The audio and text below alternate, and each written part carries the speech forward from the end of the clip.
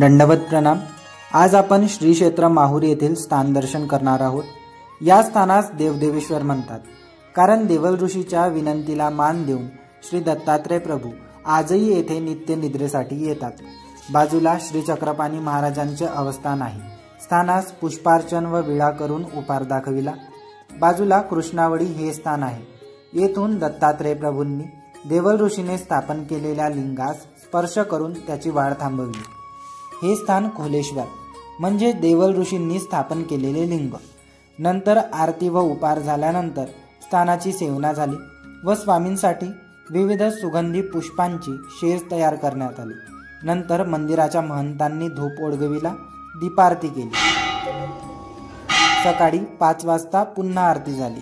नंतर मी दुसऱ्या दिवशी भोजनता स्थानाकडे गेलो। या स्थानी दोन्ही देवांनी भिक्षांना आरोगण केले। नंतर बाजूला पंचदेवडी येथे गेलो। या स्थानी दोन्ही देवांनी शिंपणे खेळून क्रीडा केली। हे स्थान तळ्यात होते।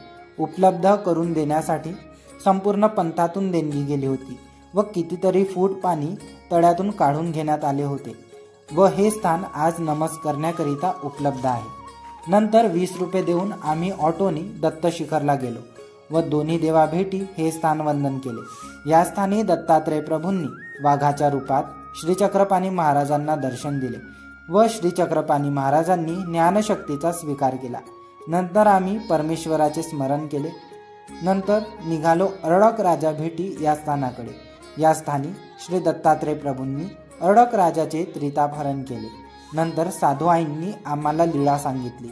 नंतर आम्ही विशेष तलावाकडे गेलो। या स्थानी श्री दत्तात्रय प्रभूंनी कार्तवीर्य राजाला, ज्याला हात नव्हते, त्या राजाला 1000 हातोंचे बळ देऊन सहस्त्रार्जुन केले। या लीळेचे स्मरण करून देवाला धूप दाखविला। सह्याद्रीला थोडा वेळ निरीक्षण करून पाहिले। पुन्हा ऑटोने देवदेवेश्वरला आलो। स्थानाला उटी झाली होती। वनदेव हे स्थान आज जंगलात असल्यामुळे तेथील विशेष मंदिरातच स्थापन केले आहे।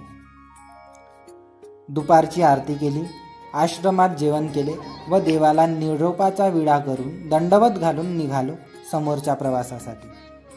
हा व्हिडिओ तुम्हाला कसा वाटला कमेंट बॉक्समध्ये नक्की कळवा।